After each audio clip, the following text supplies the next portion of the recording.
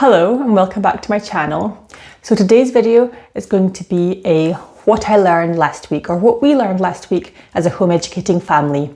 I thought it would be fun to sit down and just go through some of the highlights of our last week. I think this is going to be a new series on my channel. So a little mini series of, at the end of each week, recapping what we learned from the previous week.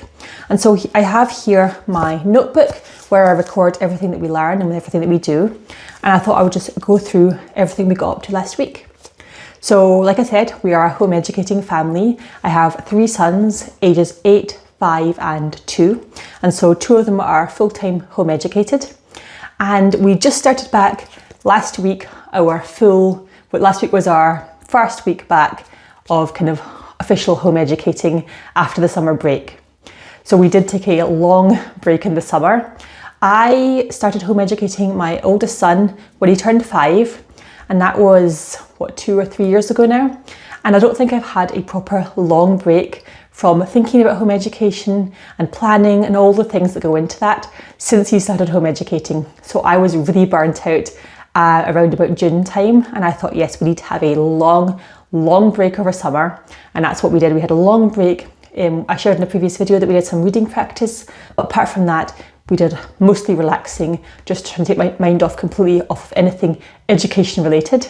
And now that I have done that and I've come back, I am feeling so motivated and so excited to just get back into learning, get back into our rhythms and routines.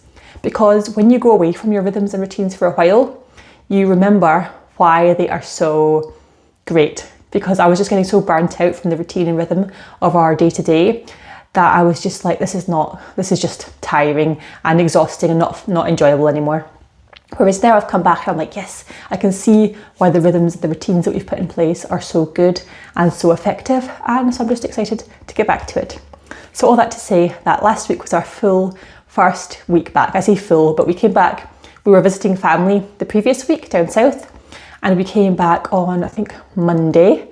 And so Tuesday was a rest day, and then we started getting back into our normal routine after Tuesday. Wednesday, we always have a forest school, which takes up most of the day. And then Thursday, we also have a home education kind of meet up in the afternoon. But apart from that, we did all our usual things, and it was so nice to get back into it. So I just thought I would just look through some of the things that we did. The main thing actually that we wanted to do this week was just get back into some of the very basics. We'd completely dropped maths and English and that kind of thing. And so I picked that back up this week. Both the boys started their English curriculum and their maths curriculum. And we've done that. We just do that. We do that 4 or 5 days a week. We don't do it on the Wednesday or Thursday usually. Actually, we do it on a Thursday. We just don't do it on the Wednesday. And Sunday is our complete day off of everything. And so we don't do it on those days. But every other day we try and do our English curriculum and the maths curriculum for both my sons. And we also do our morning time, which is Bible. The Bible that we use is this one at the moment, the Beginner's Bible. We have used this so many times with all my sons. Like, this is our second copy because the other one was destroyed, and they just love it. But it is a bit young for my oldest son, who is 8. And so I'll share with you a bit later what I do with him as well as a supplement when we're using simpler materials. It's quite hard to find Bible storybooks that are suitable for my 5-year-old and my 8-year-old, because my 5-year-old is still learning some of the very basic stories, but my 8-year-old knows them very well, so he needs a bit more. So this is what we do in the morning to cater to both those ages. And then we do our memory verse, which is using the Simply Charlotte Mason memory verse routine. Basically, we get a little memory verse on a card and just repeat it. And we do that for a few memory verses each morning, and then they learn them that way. We also started back with our handwriting. So both my sons do handwriting. We do that. They don't love it, but we do it. And then one of our read-alouds that we do, let me see if I can find it. We have been doing, I don't have it. Let me get the read-aloud.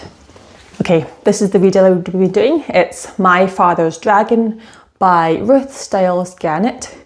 And this is a highly recommended book for the younger years, first going into chapter books and being read aloud, not reading them. So this is a good one because it's got more text than you'd have in a picture book, but there is still a lot of pictures. So I think this is good. Both my 8-year-old and my 5-year-old really enjoyed this, and we've almost come to the end of it now. And it's a really fun one. I really like that it has a map at the start, so you can follow the journey of the boy through the story and use the map as well, and like follow his journey on the map. So I really like that. So that was our main read aloud. We also read this again. We've read this a couple of times, but we read this again, and it's the Dragon Kingdom of Renly series. My boys both love graphic novel style books, and I bought this one in the hopes that my 8-year-old will pick it up and choose to read it, which has not happened yet, but he has started to read by himself out of choice, because he was not really into it before, and I'm trying to find books that he's going to enjoy. At the moment, the one he likes to read most out of choice is the Dogman series. So I've tried to find other books that are graphic novels that he might read as well. And this is quite a fun little story, and it is pretty simple in the words. So we read that with my sons, enjoyed that. Then what else?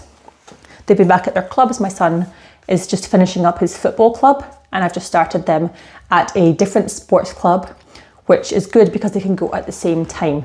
So one thing I didn't want to do was, now my younger son is starting home education officially, and he's left nursery completely. One thing I did not want to do was have to take them to lots of different clubs throughout the week, because if you think about it, if they each have their own separate sports club and then we do other clubs, and then it all kind of adds up and it takes a lot of time away, and I don't want to be exhausted running around, and they will be exhausted as well. So what I've done is I found a sports club very close to us that takes them both at the same time for an hour and a half, and they get to try multiple different sports, and it seems like a perfect fit for our family. So I'm very happy with that. And what else? So in the evenings, I try to do a little bit more with my older son in terms of reading. So because we have such a basic Bible storybook in the morning, I've also been reading him this. This is the Adventure Bible Daily Devotional for Kids, and it is a standard devotional. You read a little verse and then a little bit there, and there is a prayer at the end. So we do that in the evenings. And then he also got this book for his birthday, which is The Boy Who Lived with Dragons. This is the second one in the series. The Boy Who Grew Dragons is the first one. He really loved it, so we've been reading this one together, and he is really loving it. There is some pictures, but not a huge amount of pictures, and I'm so glad that he'll sit now and listen to stories that don't have loads and loads of pictures, because it means we can read a whole lot more books now that he's into these style of books. So I'm very happy about that. We also did our artist study and our composer study, which is a fancy way of saying that we looked at an art piece and we listened to some classical music. And this is not an area that I am really massively interested in or massively knowledgeable in, but I do see the importance of exposing children to art and music, if for no other reason than it's good for their souls and their minds and their whole being. Their education should involve music and art, in my opinion, even though it's not something that I'm particularly passionate about. And so what I do is very basic, because I need to do it very basically in order for it to happen. Otherwise it will not happen. So what I have, this is the one we did today. This is the picture. This is by Pissarro. And I also, we have a little biography there about the artist. And what we do basically is we just look at the painting, we talk about it, talk about the colours, talk about what we see in it. Sometimes I will put the painting down like this and say, can you tell me something that you saw in the picture? Or I'll say, oh, how many houses were there? Or what colour was the sky? Or something like that. And that makes them think about it, and then I'll show them the picture again, and they'll study it and examine it more closely, and they'll see more things. And then what I do is I also put it on the wall, and it'll be in the background near our kitchen table during the whole week. So that's what we do. It's very easy, does not take a lot of time. And we also listened to On Hearing the First Cuckoo in Spring was the song that we listened to today, and it was lovely. And then we just discuss the music afterwards, and the kind of instruments we might have heard, or how it made us feel. And all of this takes about 10 to 15 minutes in total, I will say.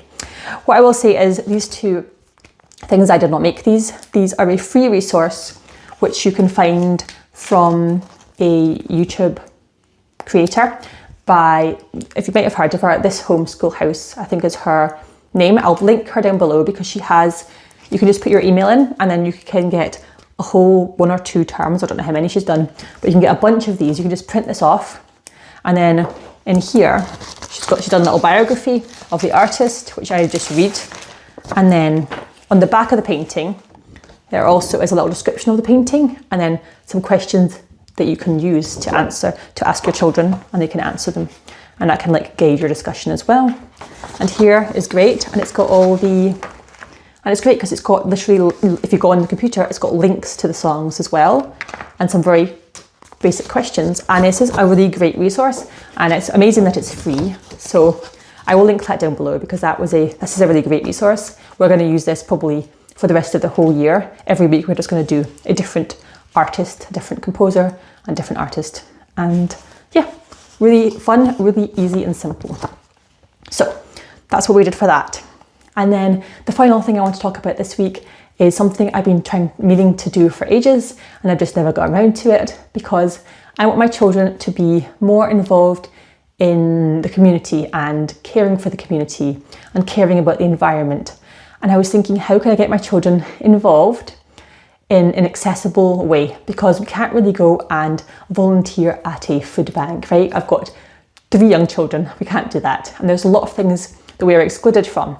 But I thought one thing that we can do that is needed is litter picking. So I was like, yes, if we can all litter pick, I can put the wee 2-year-old on me and we can all go out and do that. And that's something that makes a positive difference, and it's actually a meaningful difference. It does make an impact. It's not some kind of fabricated, made up like task or activity for them to do. It's actually a real life, real world thing that we can do to help. And they can very visibly see how it is helping the community.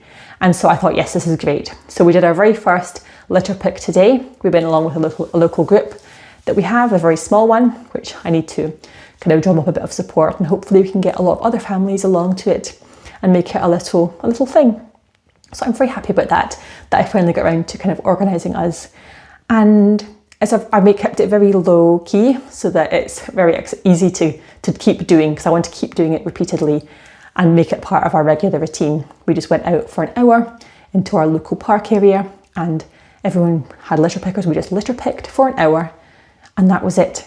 But yeah, so I just think that was really great, a great way to show our kids how we can just help and serve our communities. And this is what I love about home education. It's not all sit down, let's read, or let's do workbooks or whatever.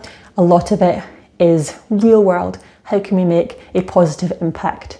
And I want to do a lot more of that in the future. So that's my thoughts on that. And so I would love it if you guys would let me know if you have started back your home education weeks this week or before or after. Let me know what you've been up to. I would love to hear any comments that you have, and yeah, inspire me in the comments, give me ideas for things we could include, and I will see you in my next one. Bye.